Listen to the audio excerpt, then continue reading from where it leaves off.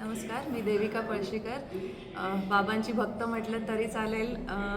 पण नेहमीच गेली 40 वर्ष मी रेग्युलरली इकडे येते. बाबांच्या कृपेने मला परत परत बऱ्याच लोकांना इथं घेऊन येण्याचा चान्स मिळतो. आज झुलनमुळे लास्ट वीकमध्ये पण येऊन गेले होते, पण आज झुलनमुळे मला परत एकदा इकडे येता आलं आणि मॅनेजमेंटनी खरंच खूप चांगलं आम्हाला सपोर्ट केला आणि इतक्या गर्दीच्या वेळेत पण आम्हाला आतमध्ये खूप चांगलं दर्शन झालं.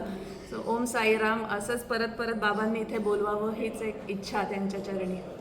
ओम साई. धन्यवाद. मॅडम, आता जे महिला क्रिकेटला खूप चांगले दिवस आले, बरोबर. तर काय बोलणार क्रिकेट टीमबद्दल? बरीच वर्ष गेले, 52 वर्ष आम्ही वर्ल्ड कपची आत्ता म्हणजे काय स्वप्न सगळेच जण पाहत होतो. ते स्वप्न यावर्षी आपलं पूर्ण झालं आहे. मी तेच म्हणेन की बाबांचीच कृपा आहे की ते व्हायचं होतं यावर्षी आणि ते झालं आहे. तर अशीच त्यांची कृपा सगळ्यांवर राहू देत आणि सगळ्यांच्या इच्छा बाबा पूर्ण करू देत, हीच एक माझी इच्छा.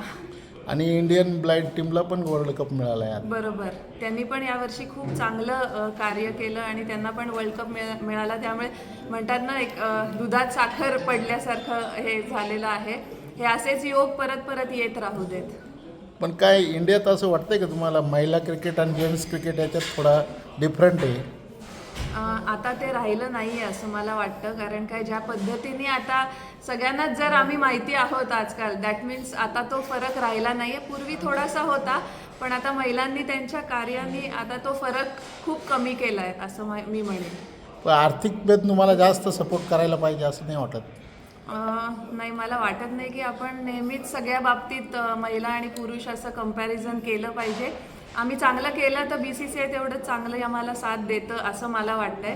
त्यामुळे अजूनही चांगल्या होत राहतील गोष्टी. आम्ही चांगलं कार्य करू आणि मग त्यांच्याकडनं तेवढीच मोलाची साथ मिळेल असं मला वाटतं. भविष्यात तुम्हाला वाटतं महिला IPL पण चालू व्हावा? महिला IPL ऑलरेडी WPLच्या नावाने गेली 3 वर्ष चालू आहे आणि त्याच्याच मी म्हणेन कुठं ना कुठं तरी त्याचंच एक फळ आपल्याला वर्ल्ड कपच्या माध्यमातून मिळालं असं मी म्हणेन. Thank you. And first time I'm in Sai Baba's temple, and many years I was thinking that I should come here and do my praying and everything, but finally I able to come over here and get a good darshan of Babas and get a lot of blessings.